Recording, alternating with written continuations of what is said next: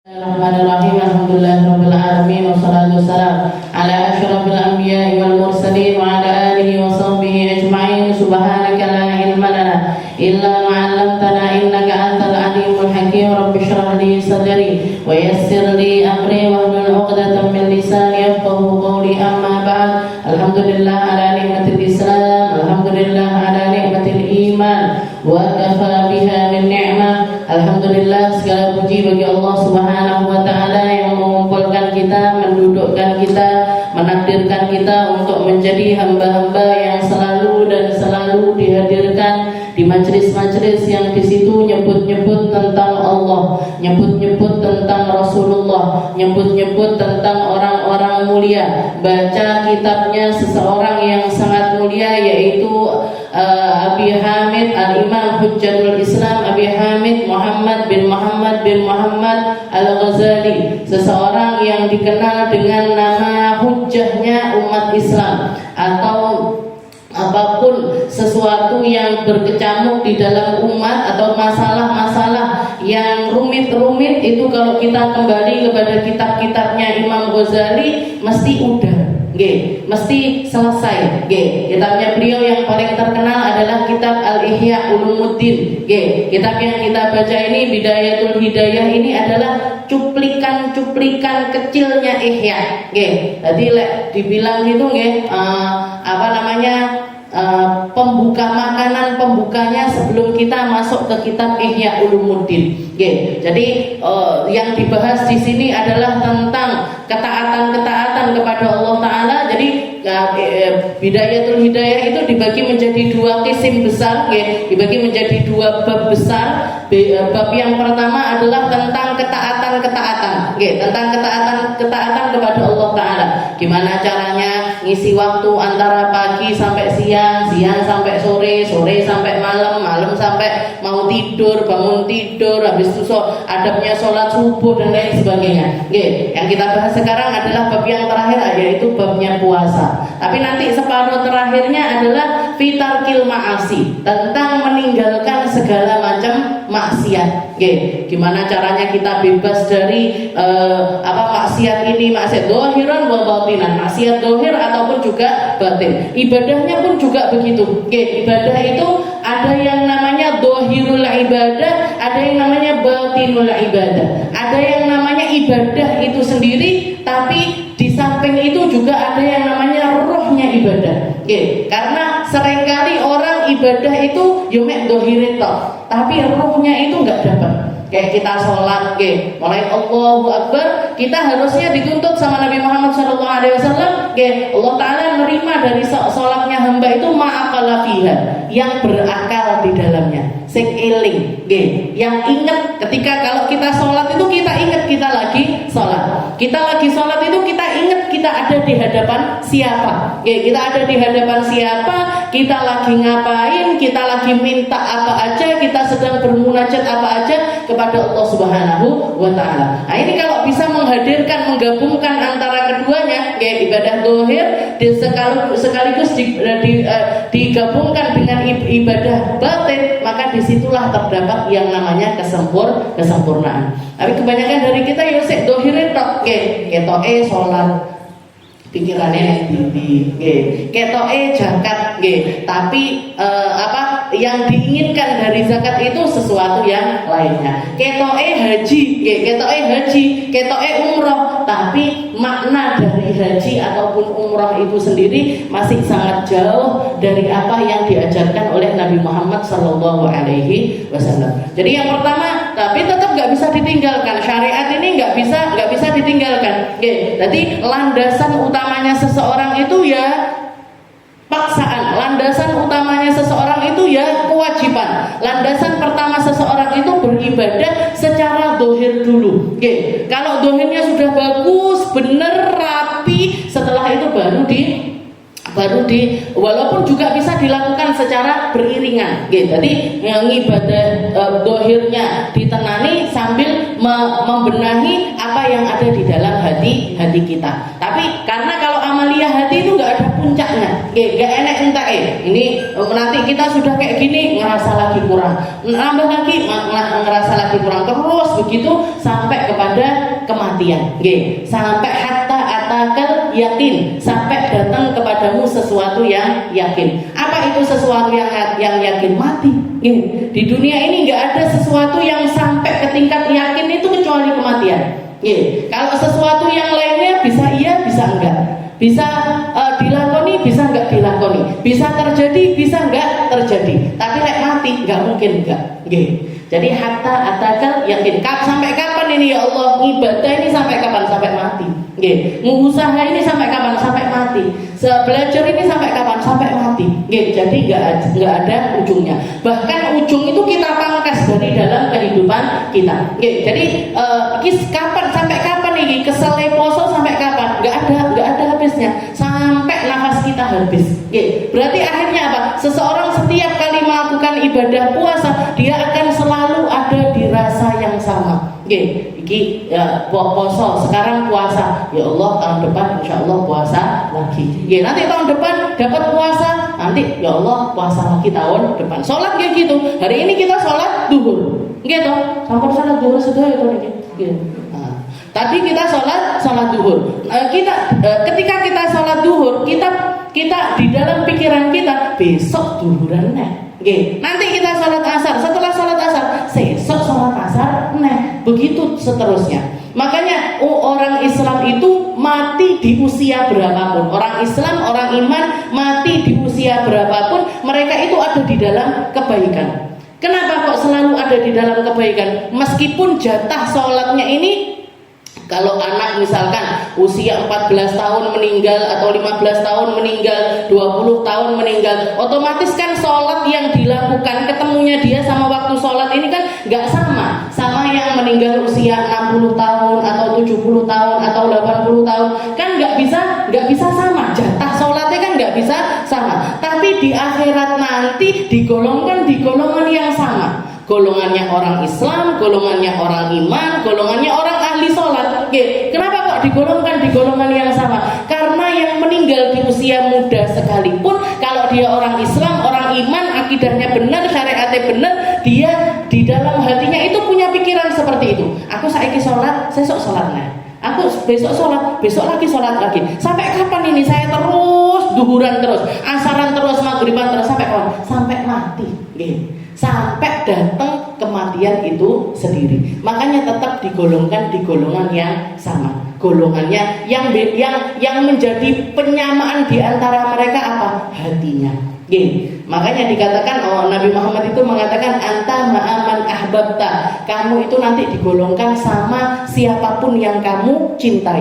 Orang sing ahli salat yo digolongkan sama orang ahli salat. Orang ahli puasa digolongkan sama orang ahli puasa. Orang ahli iman digolongkan sama orang ahli iman, bersama pemimpinnya orang ahli iman, yaitu Nabi kita Nabi Muhammad sallallahu alaihi wasallam. Nah, kita lanjutkan pembahasan kita di dalam kitab Bidayatul Hidayah ila an qala al-mu'allif rahimahullahu taala wa nafa'ana bihi bi ulumi fid darini amin. Qala Rasulullah sallallahu alaihi wasallam qala Allah tabaraka wa taala kullu hasanatin bi asyri amsalha ila 700 dhi'fin illa siyam fa innahu li wa ana ajzi bih. Kita masih membahas tentang akhir bab puasa. Penghujung dari bab yang namanya puasa. Allah Subhanahu wa taala memberikan syariat kepada umat ini macam-macam. Ngasih syariat kepada umat ini macam-macam. Ada yang bentuknya perintah, ada yang bentuknya larangan. Ada yang kita paham tentang hikmah di dalamnya, ada yang kita nggak nyampe tentang hikmah di dalamnya. Kadang-kadang dijelaskan oleh para ulama tentang hal tersebut. Kayak misalkan kita disyariatkan sama Allah Ta'ala tentang puasa. Bab yang kita bahas ini, bab puasa. Allah Ta'ala mengatakan di dalam Al-Quran, ya ayyuhalladzina amanu kutiba alaikumus siyam kama kutiba alal ladzina min qablikum la'allakum tattaqun. Jadi ketahuan apa ghoyah, apa tujuan dari puasa itu sendiri, atau apa hikmah dari puasa itu sendiri, apa yang diinginkan sama Allah Ta'ala ada di dalam diri hamba itu ketika dia melaksanakan syariat yang namanya puasa. Katanya Allah Ta'ala, wahai hamba-hambaku yang beriman, berpuasalah kalian sebagaimana umat terdahulu kalian itu melaksanakan puasa. agar kalian jadi orang yang bertakwa. Jadi tujuannya puasa ini takwa. Yang tujuannya puasa ini meningkatkan ketakwaan atau menghadirkan ketakwaan. Menghadirkan ketakwaan. Apa takwa itu sendiri? Kalau Sayyidina Ali mengatakan at-taqwa hahuna. Yang namanya takwa itu tempatnya di sini. Takwa itu yang ngerti tentang ketakwaan itu ya hati hamba itu sendiri. Yang ngerti kita ini orang bertakwa atau orang yang enggak bertakwa ya kita sendiri. Ulama yang lain mengatakan yang dimaksud takwa itu sendiri apa? Rasa seperti apa yang ada di dalam hati seseorang ketika seseorang itu bertakwa? Al-khasyah, takut sama Allah Ta'ala. Yang namanya takwa itu kita takut ngelakoni sing salah, awake dhewe wedi, ngomong yang salah takut, istilahnya muamalah dengan cara yang enggak benar kita juga takut. Ini yang namanya ketakwaan. Dari sesuatu yang dohir misalkan, dari sesuatu yang dohir. Kita pakai jilbab ke majelis, kita semuanya berjilbab, pakai baju panjang, pakai menutup aurat secara sempurna. Ini ketika kita di majelis. Tapi kadang-kadang ketika kita di rumah, bedone ceritanya. Liwat bakul tempe, Pak, lali kudune. Lewat bakul tahu, Pak, lali. Jadi kadang-kadang ini berarti yang kalau misalkan kita ketika bakul tempe teko langsung ngambil jilbab dipakai. Nah, ini ngambilnya kita jilbab terus kita pakai. Ini bentuk ketakwaan kita kepada Allah Subhanahu wa Ta'ala. Enek sing delok, enggak ada yang istilahnya enggak ada yang mengendalikan kita kecuali diri kita sendiri. Gak ada yang bikin kita seperti itu, gak enak saya bayar. Gak ada yang bayar. Kita pakai jilbab, kita gak pakai jilbab, gak enak saya bayar. Gak ada yang ngasih kompensasi kepada kita tentang hal tersebut. Di situ namanya letak ketakwaan. Di situ namanya letak ketakwaan. Ataupun juga ketika kita ada beban di dalam diri kita, ada beban di dalam diri kita kalau kita nggak melakoni sesuatu. Kayak misalkan saya dapat cerita umiknya guru saya, Bu Baba Zahra itu ibu dari Habib Umar bin Hafid. Ibu dari Habib Umar bin Hafid terkenal dengan ketakwaannya beliau yang melebihi orang-orang yang ada pada masa tersebut. Masih dekat sekali, barusan meninggalnya mungkin sekitar 5 tahunan yang lalu. Bu Baba Zahra itu dikatakan pernah ketika majlisan, biasa kalau malam nisfu Sya'ban ataupun acara-acara khusus di sana itu anak-anak Darul Zahra, anak-anak pondok putrinya Habib Umar itu diusul ke rumahnya Bu Baba Zahra untuk meramaikan rumahnya beliau. Nanti dijamu makan, ngaten-ngaten acara di rumahnya beliau. Ketika tengah-tengah acara orang lagi baca maulid, lagi khusyuk-khusyuk, lagi seneng-seneng mulutan seperti itu baca maulid, tahu-tahu mati lampu. Malam ini mati lampu. Semua orang rata-rata kalau sudah mati lampu sing metu bareng-bareng nih kalau mati kan mati kaget kan. Bu Baba Zahra itu begitu mati lampu langsung yang keluar dari lisannya beliau, Allahumma nawwir kuburana, ya Allah cahayailah kuburan kami. Sing diingat langsung kuburan, yang diingat langsung hari setelah kematian, yang diingat langsung sesuatu yang terjadi pasca kita ada di atas muka bumi ini. Ini nggak keluar, kata-kata ini nggak keluar kecuali dari dalam hati seseorang yang memiliki ketakwaan kepada Allah Subhanahu wa Ta'ala. Sudah Halimah kalau pernah cerita ketika beliau bikin buku, beliau nggak punya buku itu namanya Bidadari Bumi. Bidadari, judulnya itu Bidadari Bumi, ngisahkan tentang perempuan-perempuan inspiratif di dalam keimanan. Salah satunya yang pengen beliau ceritakan umiknya Habib Umar ini tadi. Umiknya Habib Umar Bu Baba Zahra ini. Nanya ke anak-anaknya, nanya ke cucu-cucunya, haliahnya beliau itu gimana, sebeliau itu orang yang seperti apa. Karena beliau menjanda di usia muda, ditinggali anak akeh, dan anak-anaknya ini semuanya jadi orang-orang hebat. Habib masyhur, kakaknya Habib Umar, jadi muftinya Tarim sampai meninggal dunia. Mufti, jadi mufti itu tempatnya orang nanya-nanya. Kalau jadi yang paling terpercaya, yang paling kompeten di daerah Tarim itu ya kakaknya Habib Umar. Habib Masyhur ini gantikan posisi abahnya Habib Umar setelah abahnya Habib ini diculik. Habib Umar ini abahnya ketika beliau 9 tahun abahnya diculik. Sampai sekarang nggak ketahuan di mana kuburannya. Jadi nggak tahu kita kuburannya abahnya Habib itu di mana. Habib Muhammad bin Salim bin Hafid itu kuburannya di mana nggak tahu.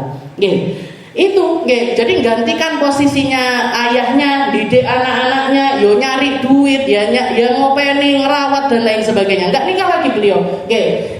Setelah itu dikatakan anak-anaknya ini bilang, dan kami selama ngelihat Umi ini, mamah ini, mulai dari ditinggal suaminya sampai usia tua, nggak pernah kelihatan beliau nangis. Nggak pernah kelihatan beliau nangis gara-gara ingat suaminya dulu, ingat ini hari-hari komunis yang istilahnya ulama-ulama itu dicerca, ulama-ulama itu ditindas. Nggak pernah nangis sama sekali nginget-nginget tentang hal tersebut. Wes koyok, yo wes ini kehidupan saya, ini takdir saya harus menjalaninya dengan baik. Kecuali satu hari katanya beliau. Kecuali satu hari kami nemukan Hubabah Zahra itu nangis seharian. Nangisnya itu seharian. Kapan itu? Dikatakan ketika beliau ketinggalan sholat tahajud. Jadi seharian itu ada acara di rumah, noto ini, masa ini, itu, dan akhirnya kecapean. Beliau setelah istilahnya tidur agak malam, biasanya tidur mungkin jam 8, jam 9 sudah tidur. Beliau tidurnya agak telat, mungkin jam 10, jam 11 baru tidur. Akhirnya pas waktu tarhim subuh, belum adzan subuh. Sebelum ketika tarhim subuh itu beliau baru bangun dari tidurnya. Setelah itu geragap langsung ke kamar mandi, mau sholat tahajud nggak kesempatan. Nggak sempet tahajudan. Dikatakan itu seharian itu kita dengar Hubabah Zahra nangis dengan suara yang sesenggukan kayak orang kehilangan sesuatu yang sangat besar sekali. Kehilangan tahajud nangis, kehilangan bojo orang nangis, kehilangan momen untuk berduaan sama Allah Ta'ala nangis, kehilangan sesuatu, anaknya, hartanya, apa yang ada ditinggal orang tuanya, bahkan nggak nangis seperti nangisnya ketika ketinggalan tahajud. Itu seharian beliau nangis. Datangnya dari mana ini tangisan? Dari takwa kepada Allah Subhanahu wa Ta'ala. Ini loh. Jadi salah satu hal yang Allah Ta'ala inginkan dari seorang hambanya dari ibadah yang namanya puasa adalah masuknya ketakwaan di dalam hati kita. Jadi Allah Ta'ala pengen harus dikoreksi nih. Kalau kita puasa, senengane poso, hobinya puasa, Senin Kemis poso, Ayamul Bid puasa, atau puasa Daud, atau puasa Dahar, atau puasa sunnah-sunnah yang lainnya, kita banyak ini melakukan puasa-puasa. Tapi kok pengendalian diri ini kok tetap seperti ini aja. Sik panggah gampang nesu, sik panggah gampang baper, sik panggah gampang tersinggung, sik penjaluke aneh-aneh tentang perkara-perkara dunia. Ini ada yang salah ini dari puasanya kita. Ada yang salah dari puasanya kita. Bisa jadi niatnya yang salah, bisa jadi tujuan kita salah, bisa jadi keinginan kita salah, bisa jadi cara kita di dalam puasa itu sendiri juga salah. Cara kita di dalam puasa itu sendiri salah. Orang-orang yang saya tahu di daerah Hadramut itu kalau sudah bulan puasa, mereka itu buka puasanya itu tetap nggak pernah berubah. Kopi, sambosa, kopi, kurma rutop itu kurma basah sama sambosa. Wes urip mati sesasi niku. Nggak sama kayak orang Indonesia gitu. Hari pertama kolak pisang, hari kedua kolak jagung. Ini kolak jagung sih. Pilihannya wakeh. Hari ini gorengannya tempe menjes, besok mendoan, besoknya lagi ote-ote, besoknya lagi pisang goreng. Pilihannya wakeh. Kalau sudah Ramadan itu tempat takjil buka neng didi payu kabeh ya. Kayak jadi kebiasaan. Barasa wayahe berburu takjil. Jadi sebulan penuh itu kayak nggak boleh ada yang sama. Kayak nggak boleh ada yang sama dari menu buka puasanya kita. Semakin banyak pilihan, semakin itu menumbuhkan ketamaan kecintaan di dalam diri kita. Mere iki, pengen ini, sesok iki. Dan itu kalau terus dituruti, akhirnya kita jadi orang yang kayak gitu. Nafsu kita nggak terdidik dengan puasa. Jadi puasa ini tujuannya didik jiwa kita untuk jadi hamba yang bisa punya kontrol diri. Tapi kalau cara buka puasanya kita kayak gini, ya wes, mari wes, bendino panggah bingung dengan pilihan-pilihan yang macam-macam. Arep ngaji dibuka lemari ini.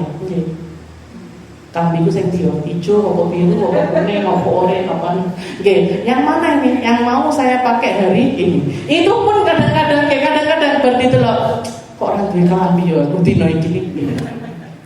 Arepe kondangan nggih mau delok manten kok enggak punya baju ya buat kondangan. Padahal sak lemari klambine. Ini kenapa? Karena nafsu kita enggak kita kontrol. Akhirnya terus nyari terus, dan ini yang namanya hawa nafsu itu enggak ada habisnya. Dituruti naik lagi levelnya, dituruti lagi naik lagi levelnya, dituruti lagi naik lagi levelnya. Terus seperti itu nggak ada habisnya.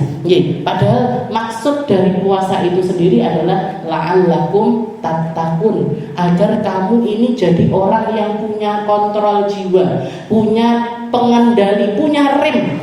Punya rem di dalam keinginanmu itu, kamu punya rem. Di dalam keinginanmu itu kamu punya tali kekangnya. Kamu yang mengendalikan, bukan kamu yang dikendalikan. Kamu yang menentukan, bukan kamu yang ditentukan. Kamu yang menentukan ini, kamu mau di mana, mau seperti apa, mau yang di mana. Nah itu terserah kita, bukan hawa nafsu kita. Nah, makanya jihadnya melawan hawa nafsu itu katanya Nabi Muhammad itu jihad yang paling sulit. Karena ya sesulit itu memang, sangat sulit sekali, dan dididiknya itu setiap hari, setiap waktu, setiap saat. Setiap waktu, setiap saat. Nah, saya ingat Sayyidina salah satu Amirul Mukminin atau salah satu pemimpin Islam yang paling fenomenal, yaitu Sayyidina Umar bin Abdul Aziz. Sayyidina Umar bin Abdul Aziz itu cucunya Sayyidina Umar bin Khattab dari jalur tapi istilahnya dari cucunya yang perempuan. Dari cucunya Sayyidina Umar yang perempuan. Dikatakan Sayyidina Umar bin Abdul Aziz itu begitu dilantik menjadi pemimpin, menjadi khalifah. Kalau kita gampangnya pas begitu dipilih menjadi seorang presiden, beliau itu bukannya terus seneng-seneng ataupun juga merayakan atau bergembira atau segala itu, enggak. Langsung naik ke atas keledainya, pulang ke rumah, depis di dalam kamarnya. Depis di dalam kamar. Dilihat, diinceng sama istrinya, ternyata beliau lagi nangis dengan tangisan yang luar biasa. Ditanya sama istrinya, wahai Amirul Mukminin, wahai engkau, wahai suamiku, hada yaumun farah. Ini orang biasanya ketika dapat kekhalifahan ini senang. Presiden mana yang enggak merayakan kemenangan? Perdana menteri mana yang enggak merayakan kemenangan? Raja mana yang enggak beryuforia ketika mereka itu diangkat menjadi raja? Ini malah nangis. Malah nangis ditanya sama istrinya, hari yaumul farah. Ini hari senang-senang. Biasanya orang rata-rata kalau dijadikan pemimpin itu senang, gembira, dapat jabatan itu senang. Katanya Sayyidina Umar, beliau mengatakan, gimana tafakkartu fil ba'id. Gimana saya mau senang, gimana saya mau senyum, gimana saya mau gembira. Saya ingat tentang perjalanan yang jauh. Saya ingat tentang beban yang luar biasa besar. Saya ingat tentang pertanggungjawaban di hadapan Allah Ta'ala yang akan berlipat-lipat ganda begitu saya menjadi seorang pemimpin. Yang dulu saya cuma dituntut tentang diri saya, tentang istri saya, tentang saudari-saudari perempuan saya, tentang anak saya, tentang harta saya. Sekarang saya dituntut atas setiap kepala umat Islam yang di seluruh negeri yang jadi kekuasaannya orang Islam. Saya dituntut untuk mensejahterakan mereka semuanya. Saya dituntut untuk menggembirakan mereka semuanya. Saya dituntut untuk berlaku adil kepada mereka semuanya.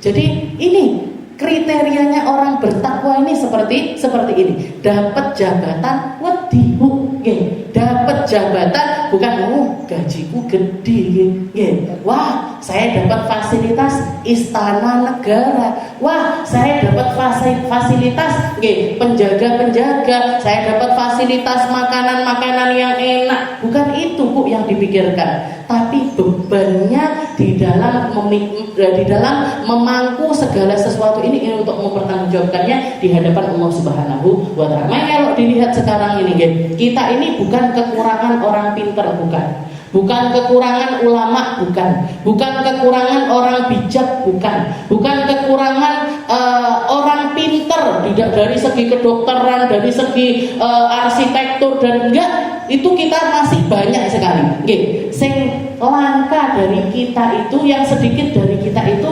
orang-orang yang bertakwa. Dokter yang bertakwa, pemimpin yang bertakwa, menteri yang bertakwa, guru yang bertakwa, penjaga-penjaga atau polisi-polisi yang bertakwa. Ini yang langka, yang langka yang sedikit. Dan padahal ketakwaan ini yang menentukan kemakmuran dari negeri tersebut. Di zaman Sayyidina Umar bin Abdul Aziz itu sampai dikatakan saking adilnya beliau di dalam memimpin negara sampai tumpus kepada hewan-hewannya. Salah satu keramatnya Sayyidina Umar bin Abdul Aziz pada zaman beliau, pada masa kekhalifahannya beliau, ini domba digembalakan bersama dengan serigala. Jadi serigala nggak nyaplok domba. Saking adilnya sampai tumus kok. Hewan-hewan buas itu tunduk semuanya. Hewan-hewan buas itu nggak istilahnya dikasih makannya itu dari sesuatu yang memang dipersilahkan oleh tuannya untuk diberikan. Bukan nyaplok ikono, nyaplok ikene, enggak. Saking indahnya kepemimpinan dari Sayyidina Umar. Kata kalimat beliau yang sangat fenomenal, dikatakan pada zaman Sayyidina Umar bin Abdul Aziz, ini saking benernya beliau di dalam menata zakat. Jadi ngelola zakat itu saking benernya, nggak ditemukan lagi orang penerima zakat. Jadi zakatnya numpuk tapi saya numpuk ndak enek. Yang nerima zakat itu nggak ada. Lah awake dhewe rebutan royokan orang nyari zakat. Saking adanya beliau sampai nggak ditemukan lagi orang minta-minta atau ditemukan lagi orang yang berhak untuk mendapatkan zakat. Katanya beliau asyu, ini lemparkan ini biji-biji gandum ini, lemparkan ke atas gunung, karena sudah nggak ada lagi orang Islam yang berhak untuk dapat makanan. Kirim ke negeri-negeri tetangga, kirimkan ke orang-orang fakir, walaupun dia non Muslim nggak apa-apa. Sekaligus juga lemparkan ke gunung-gunung biar dimakan sama burung-burung. Jangan sampai ada di masa kekhalifahannya Sayyidina Umar bin Abdul Aziz seekor burung pun yang kelaparan. Jadi sampai disebarkan kepada burung-burung. Jadi saking api beliau di dalam memimpin negara, noto masalah zakat ini. Memang zakat ini kalau dikelola dengan benar, dikelola dengan profesional, dikelola dengan, jadi yang mengeluarkan ini, semua orang kaya ini benar-benar mengeluarkan dengan cara yang benar, penerimanya pun juga nerima dengan benar. Sekarang itu orang enggak harusnya dapat zakat, kok menjaluk zakat orang-orang kaya di depan rumahnya enek tulisannya keluarga miskin, apa itu yang menerima bantuan sosial, padahal mau sugih-sugih. Jadi enggak melarat-melaratnya diri. Enggak memiskinkan diri. Padahal yang seperti ini berarti ngambil haknya orang miskin yang lainnya. Jadi ini loh Bu tempatnya takwa.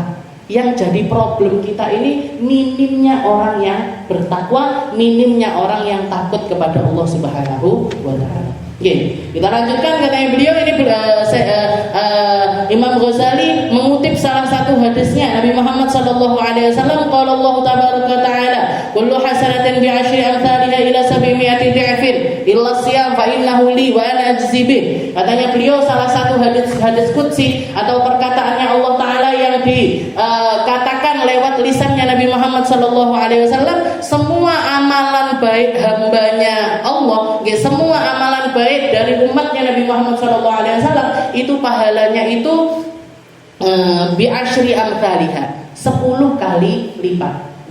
Kita dapat kewajiban sholat 5 waktu. Sholat 5 waktunya kita itu setara dengan 50 kali sholatnya umat-umat terdahulu.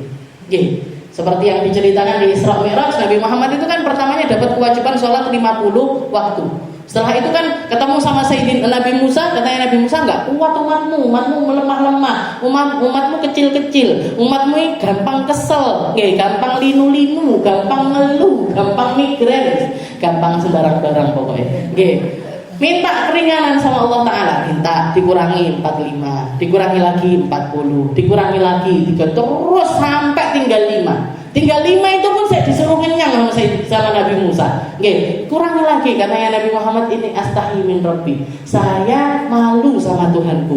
Maka Allah Ta'ala mengatakan, wahai Muhammad, 5 kali sholatnya umatmu itu setara dengan 50 kali sholatnya umat-umat terdahulu.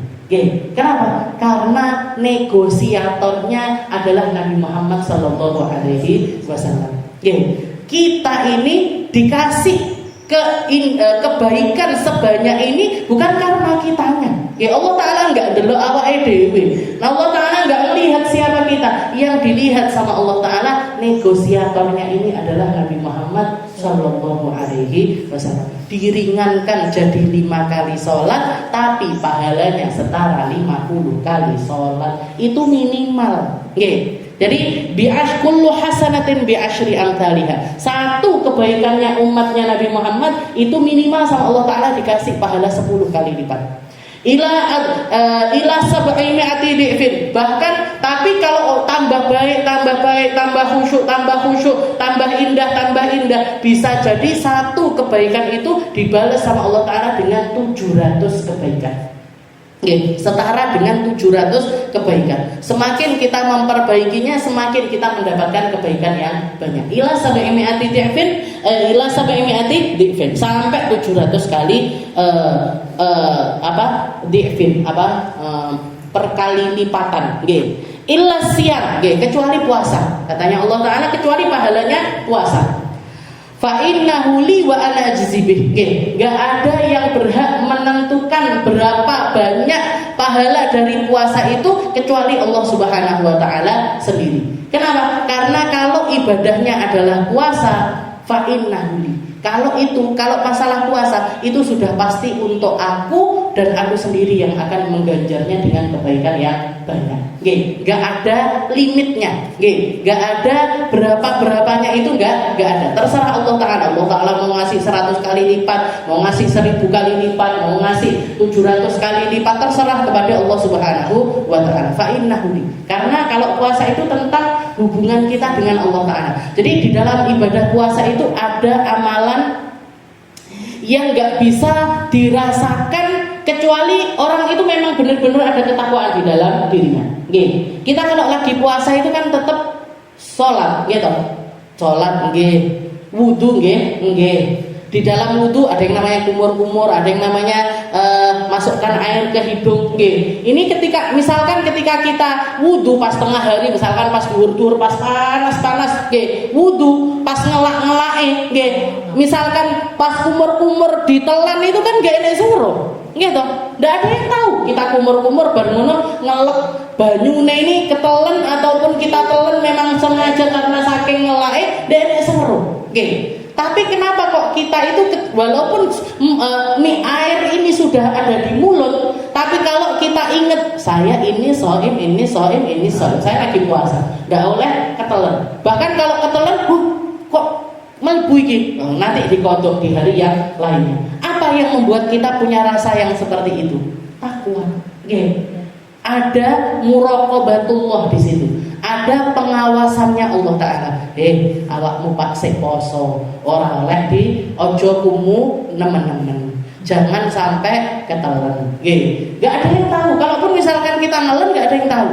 Misalkan kita batal puasanya juga gak ada yang tahu. Lah kok ada orang sampai lulus mulai dari terbit matahari sampai terbenamnya fajar, gak makan, gak minum, gak melakukan apapun yang membatalkan puasa. Ini gak mungkin bisa dilakukan kecuali mereka-mereka yang punya kontrol diri di dalam pengawasannya Allah Subhanahu wa Ta'ala. Makanya Allah Ta'ala mengatakan fa innahu li wa ana saya nanti yang ngasih sendiri pahalanya. Dan kalau Allah Ta'ala yang sudah ngasih pahalanya, ya sudah ada hitungan. Nggak pakai hitungan. Wa qala Rasulullah sallallahu alaihi wasallam walladzi nafsi biyadihi la khalufu famis shaim atyab indallahi min rihil misik. Yaqulu Allah tabaraka wa ta'ala innama yadharu syahwatahu wa ta'amahu wa syarabahu min ajli fasiyamu li wa ana ajzi bih. Mirip seperti yang sebelumnya. Nabi Muhammad mengatakan, demi zat yang jiwaku ada di dalam genggamannya, la khalufu famis shaim atyab indallahi min rihil misik. Sungguh bau mulutnya orang puasa lebih wangi di sisi Allah Ta'ala dibandingkan aromanya misik, dibandingkan aromanya parfum termahal, dibandingkan bau wewangian yang paling wangi sekalipun. Mulutnya orang yang bau mulut gara-gara puasa, kita kalau nggak makan nggak minum itu kan tenggorokan sampai mulut ini kan jadi kering. Lek wis garing biasanya baunya jadi gak enak. Biasanya baunya jadi gak enak. Nah, katanya Nabi Muhammad, la khalufu famis shaim, bau mulutnya orang puasa itu lebih wangi di sisi Allah. Makanya bau wangi di sisi manusia dengan bau wangi di sisi Allah Ta'ala itu jauh berbeda. Kebaikan di sisi manusia dengan kebaikan di sisi Allah Ta'ala itu juga berbeda. Malaikat itu keciuman, baunya orang maksiat itu keciuman, baunya orang melakukan kebaikan juga keciuman.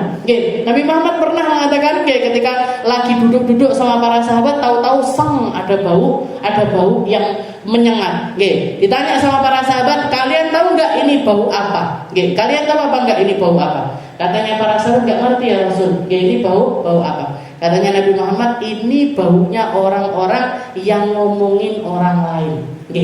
Bau mulutnya orang-orang yang lagi ribah, yang lagi ribahin orang, itu keluar dari mereka bau yang semacam ini yang tercium oleh para malaikat. Malaikat itu tahu. Jadi misalkan kita ngomong masalah sing api-api ngomong nih maulud misalkan, apa ngomong nih majelis, ngomong nih bar ngono kan biasanya juntrung ngerembet ibu kuwi lho pas teko ngene duwe masalah ngene lho itu pas waktu kita ngomong yang baik-baik ambune wangi Bu. Di sisi para malaikat itu yang keluar baunya wangi. Tapi begitu yang ibu kuwi langsung ambune langsung enggak enak Jadi malaikatnya langsung dek lah ngomong api-api kok saiki malah ngomong ini.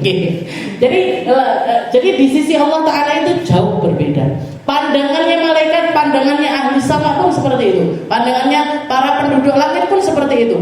Kalau kita dari atas langit lagi naik pesawat misalkan, atau lagi ada di atas awan, itu ngelihat ke bawah itu yang bersinar itu kan biasanya tempat-tempat yang di situ memang terang karena lampu. Yang terang karena lampu itu kan kelihatan bersinar. Tapi di sisi para malaikat dari para penduduk langit itu kalau melihat ke atas bumi itu yang terang benderang itu adalah tempat-tempat yang dimana tempat tersebut seringkali dipakai sujud sama hamba-hamba Allah. Masjid-masjid, musola-musola, langgar, sekolah-sekolah yang di situ dipakai sholat, dipakai sujud, itu yang bersinar, yang terlihat bersinar di sisi para malaikat.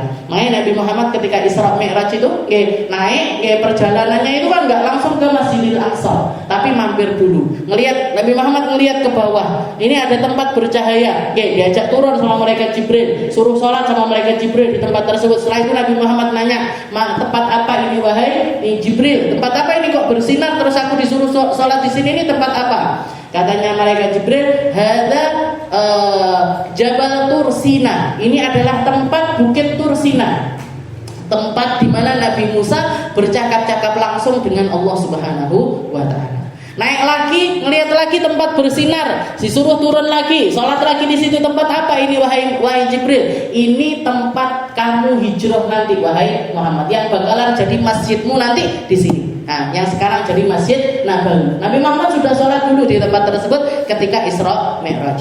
Naik lagi, melihat lagi tempat bersinar, turun lagi, sholat lagi. Tempat apa ini wahai Jibril? Ini Bait Lahm. Ini tempat lahirnya Nabi Allah Isa. Bait Lahm namanya, Bait Lahem biasanya lah orang kira Bait Lahem. Nah, ini adalah tempat lahirnya Nabi Allah Isa. Baru setelah itu pergi ke Masjidil Aqsa. Jadi dari atas langit itu yang kelihatan, yang sinar-sinar itu tempat-tempat yang di situ penuh dengan ketakwaan kepada Allah Subhanahu wa taala. Ya begitu juga dengan ini. Ya, jadi bisa jadi orang bau mulut. Ya, di antara manusia orang kalau nyium madu gitu. Ya, tapi di sisi Allah taala baunya lebih harum dibandingkan misik. Ya. Yaqulullahu ta'ala yaqulullahu tabaraka ta'ala, Allah ta'ala juga mengatakan innama yadharu ta'amahu wa syahwatahu wa syarabahu min ajli. Kenapa kok jadi baunya itu jadi wangi? Karena dia meninggalkan syahwatnya, meninggalkan makannya, meninggalkan minumnya. Karena Allah ta'ala fasyamuli wa ana ajzibih, maka puasa itu untukku pahalanya. Jadi persembahan hamba yang terbaik untuk Allah ta'ala, dan aku sendiri yang akan membalas tentang hal tersebut.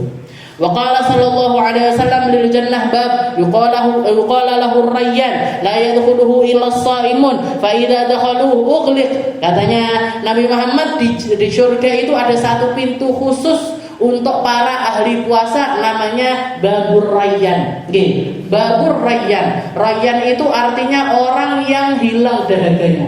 Nggih. Jadi orang yang hilang dahaganya.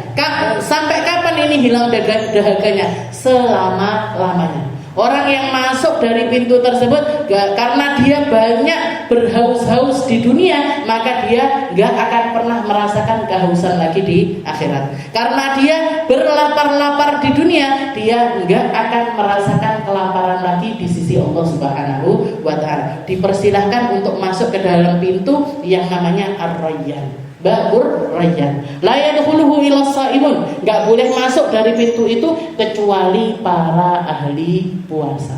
Bukan cuma puasanya yang banyak, bukan cuma kuantitasnya puasa yang banyak, tapi kualitasnya pahala dari puasa tersebut juga banyak. Bukan cuma sekedar enggak makan, enggak minum, enggak istilahnya menunda syahwat dirinya, ya, tapi benar-benar dapat tamlikun nafas, benar-benar dapat pengendalian diri dari puasa tersebut, benar-benar dapat ketakwaan dari puasa orang tersebut. La yadkhuluhu illa shaimun, ya, enggak boleh masuk, tidak akan diizinkan masuk ke dalam pintu tersebut kecuali para ahli puasa. Fa idza dakhalu, kalau sudah para ahli puasa ini masuk semuanya lewat pintu tersebut, ughliq, dikunci sama Allah Ta'ala. Gak boleh, sing ahli-ahli liane gak oleh masuk lewat situ. Dia ahli sholat tapi gak ahli puasa, gak oleh masuk. Dia ahli zakat tapi gak ahli puasa, gak boleh masuk dari pintu itu. Dia ahli umroh tapi gak ahli puasa, gak boleh masuk dari pintu tersebut. Alim, orang punya ilmu banyak tapi gak ahli puasa, gak boleh masuk dari pintu tersebut. Ahli Quran, ngerti, paham tentang Al-Quran, hafal Al-Quran tapi gak ahli puasa, gak boleh masuk dari pintu tersebut. Fa'idha dakhalu, kalau para ahli puasa ini sudah pada masuk, dikunci sama Allah Ta'ala. Allahumma ja'alna minhum. Mungkin kita masuk di dalam golongan orang yang masuk dari pintu Ar-Rayyan. Berarti kudu akeh pos. Fahadal qadar min syarhi ta'ati yakfika min bidayatil hidayah. Setelah itu Imam Ghazali mengatakan ini selesai. Katanya beliau, fahadal qadar, kadar sekian ini yang kita pelajari dari bab ketaatan kepada Allah Ta'ala sudah cukup fil bidayatil hidayah, untuk meraih permulaan hidayah dari Allah Subhanahu wa ta'ala. Kalau niat kita lurus, kalau pandangan kita lurus, kalau tujuan kita lurus, kalau keinginan kita lurus, pembahasan separuh buku ini sudah lebih dari cukup untuk bekal kita menjadi permulaan membuka hidayahnya Allah Subhanahu wa ta'ala. Dan hidayahnya Allah Ta'ala kalau sudah kebuka, hidayah-hidayah yang lainnya akan berdatangan.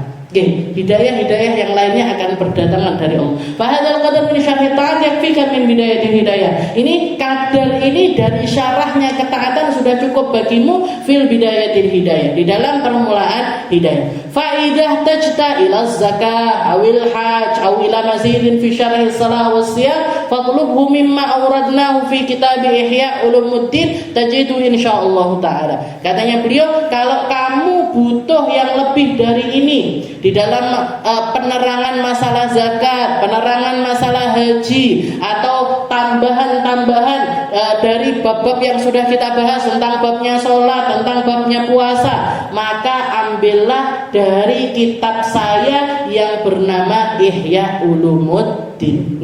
Ambil dari kitab Ihya Ulumuddin, tajidhu insyaallah. Kamu akan mendapatkan apa yang kamu inginkan. Dari keterangan-keterangan yang lebih tentang bab-bab ketaatan itu sendiri.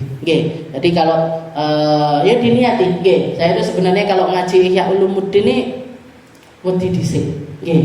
Wedi salah. Wedi soalnya sik wonge koyo ngene sih. Jadi lek ngaji Ihya Ulumuddin ini takutnya bukan apa? Ya mungkin lek diniati belajar sambil memperbaiki diri. Soalnya nanti kalau ngaji Ihya terus syariatnya kita ini belum lurus, belum toto, belum benar, ini dikhawatirkan justru malah menjadikan kita orang-orang yang rodok bleset rodok bleset. Karena banyak orang ngaji Ihya karena nggak dilandasi ilmu-ilmu awal yang lain, nggak dilandasi ilmu syariat, nggak dilandasi fikih yang mumpuni, nggak dilandasi dengan bab-bab yang ngatur tentang masalah keilmuan dohir itu secara benar, langsung ngaji Ihya, terus akhirnya ndak gelem, ndak usah poso sing penting atine, ndak usah salat sing penting atine. Bermono sing biasane bendina budal ning gone pasar ning toko ditinggal tokone, malah ngono kuwi malah bledru malah.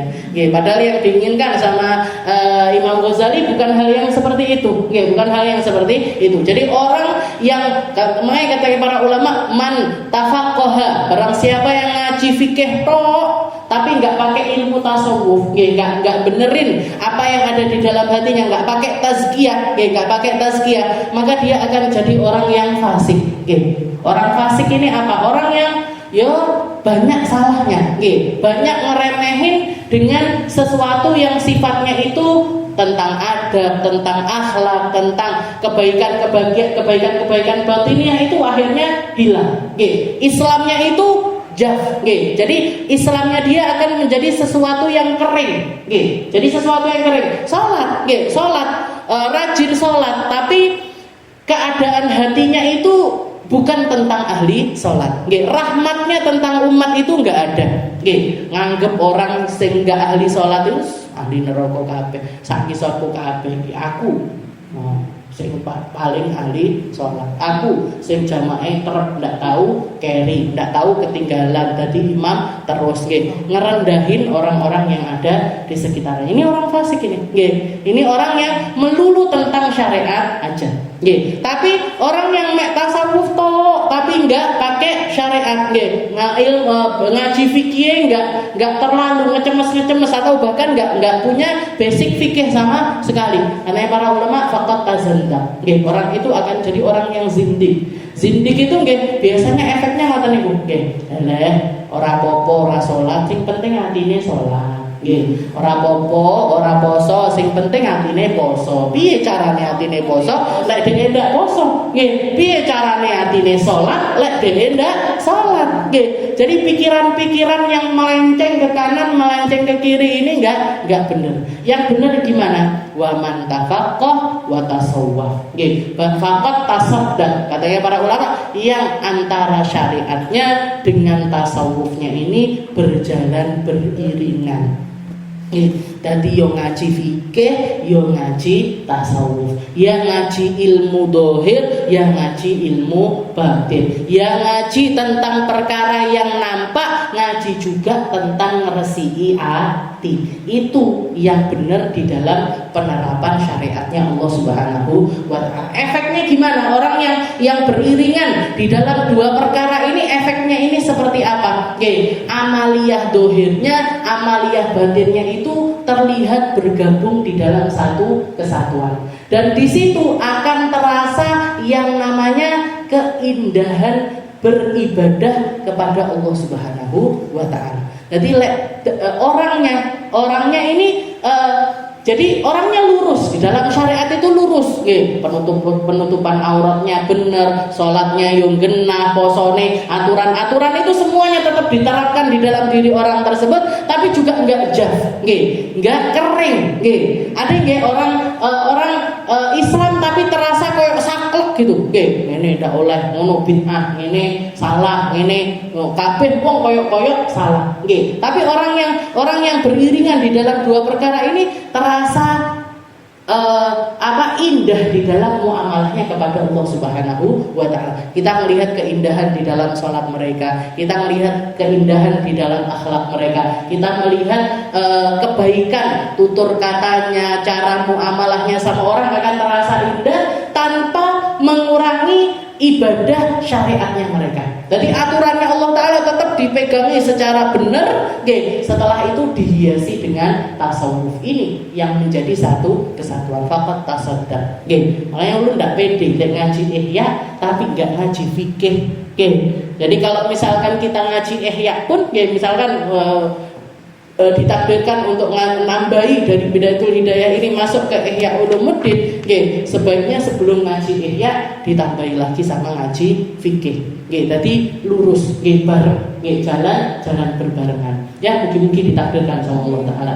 Mungkin kasih panjang umur, mungkin dikasih amaliyah yang benar, mungkin dikasih pikiran yang benar, mungkin dikasih hidayah dan juga inayah untuk kita selalu nambahi perkara-perkara kita untuk mendekat kepada Allah Subhanahu wa taala. Menyenangkan hatinya Nabi Muhammad sallallahu alaihi wasallam, nyari perhatiannya Nabi Muhammad sallallahu alaihi wasallam, nyari perkara-perkara yang memantaskan kita untuk berada di belakang barisannya Nabi Muhammad sallallahu alaihi wasallam. Dan insyaallah nanti al-qismu tsani, bagian yang keduanya, al-qaul fi ijtinabil ma'asi, tentang hal-hal yang berkaitan dengan menghindari maksiat-maksiat kepada Allah Ta'ala. InsyaAllah kita lanjutkan di pertemuan kita yang selanjutnya.